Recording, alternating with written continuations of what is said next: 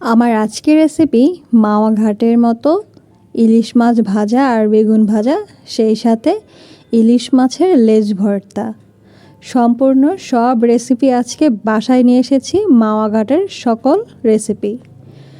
যারা মাওয়া ঘাটে যেতে পারে না, অথবা সময় সুযোগ হচ্ছে না, অথবা বাজেট হচ্ছে না, তারা চাইলে কিন্তু বাসায় ঝটপট এই ইলিশের মৌসুমে কিন্তু এই মাওয়া ঘাটের মতো সেমভাবে বেগুন ভাজা, ইলিশ ভাজা এবং সেই সাথে মজাদার ইলিশ মাছের লেজ ভর্তা কিন্তু বাসায় এইভাবে তৈরি করে নিতে পারেন। প্রথমে আমি বেগুনগুলো ভালোভাবে কেটে পানির মধ্যে ভিজিয়ে রেখেছি, তাতে করে বেগুন ভাজাটা কিন্তু খুব সুন্দর হয় এবং তেলের পরিমাণটাও কিন্তু কম লাগে। ভিজিয়ে রাখার কিছুক্ষণ পর আমি এখানে এটা ম্যারিনেট করার জন্য নিয়ে নিয়েছি 1 চামচ হলুদ, 1 চামচ মরিচ আর স্বাদমতো লবণ আর 1 চামচের মতো ধনিয়া। সব কিছু একসাথে ভালোভাবে মিশিয়ে নিচ্ছি বেগুন এবং মাছের মধ্যে। বাই দ্য ওয়ে, যারা ফার্স্ট টাইম আমার চ্যানেলটি ভিজিট করছেন, ভালো লাগলে অবশ্যই চ্যানেলটি সাবস্ক্রাইব করুন, সেই সাথে বেল আইকনে ক্লিক করে রাখুন, তাতে করে নোটিফিকেশন পেয়ে যাবেন আপনি সবার আগে। আর যদি অলরেডি আপনি কাজটি করে থাকেন, আপনাকে অসংখ্য ধন্যবাদ। মাছ ভাজার জন্য আমি এখানে হাফ কাপের মতো সরিষার তেল নিয়েছি। আর মাওয়া ঘাটের মতো যদি এটার টেস্ট আনতে চান, অবশ্যই কিন্তু সরিষার তেলের মধ্যেই ভাজতে হবে, তাতে করে মাওয়া ঘাটের সেই আসল টেস্টটা আপনি বাসায় পেতে পারেন। সরিষার তেল কিন্তু এটার একটা মূল উপাদান।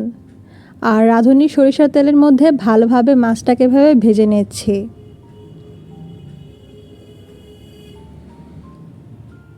মাছটাকে উল্টে পাল্টে আমি 4-5 মিনিটের মতো ভেজে নেব। যদি কেউ খুব বেশি কড়া খেতে পছন্দ করে, সেক্ষেত্রে কিন্তু একটু কড়া করে ভেজে নিতে পারেন। আমি এটাকে আজকে মিডিয়ামভাবে ভেজে নেব। অনেক বেশি কড়াও হবে না, আর অনেক বেশি নর্মাল যেরকম সেটাও হবে না, মিডিয়াম হবে। উল্টে পাল্টে এটাকে কিছুক্ষণ ভেজে নিচ্ছি। এর মধ্যে কিন্তু আমার বাসায় সরিষার তেলের মধ্যে ইলিশ মাছ ভাজার একটা দারুণ স্মেল ছড়িয়ে পড়েছে। এটা খেতে কিন্তু বেশ ভালো লাগে যদি আপনি গরম গরম এটা সার্ভ করতে পারেন। মাছ ভাজার সাথে সাথেই কিন্তু এটা গরম ভাতের সাথে পরিবেশন করলে বেশি ভালো লাগে।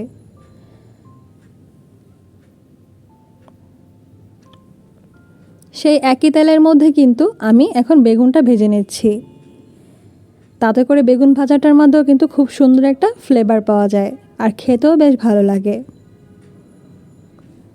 আর বেগুন আর মাছটাকে আমি ম্যারিনেটের জন্য রেখে দিয়েছিলাম 15 থেকে 20 মিনিটের মতো, তাতে করে বেগুনের ভিতরে এবং মাছের ভিতরে লবণ মরিচ খুব ভালোভাবে ঢুকে যায়, আর খেতেও কিন্তু ভালো লাগে। এখন আমি কিছু পেঁয়াজ বেরেস্তা উপরে ছড়িয়ে দিচ্ছি, এটা দেখার সৌন্দর্য বাড়াবে এবং খেতেও ভালো লাগবে। বেগুন এবং মাছ ভাজা কিন্তু রেডি। এদিকে কিন্তু আমি ভর্তাটাও করে নিয়েছি।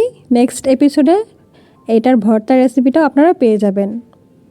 ইলিশ মাছের লেজ ভর্তা রেসিপিটি আপনাদেরকে পরে আমি দিয়ে দিব। এটা কিন্তু খাওয়ার জন্য এখন পারফেক্টলি রেডি, আর দেখতে কিন্তু মাওয়া ঘাটের মতোই কিন্তু লাগছে। যদি একটু খেয়াল করে দেখেন তাহলে বুঝতে পারবেন। আমি এখন এটা গরম ভাতের সাথে পরিবেশন করব।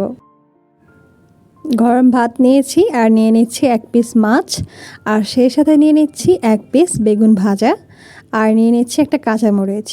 কাঁচামরিচ না হলে কিন্তু ব্যাপারটা অসম্পূর্ণ থেকে যায়।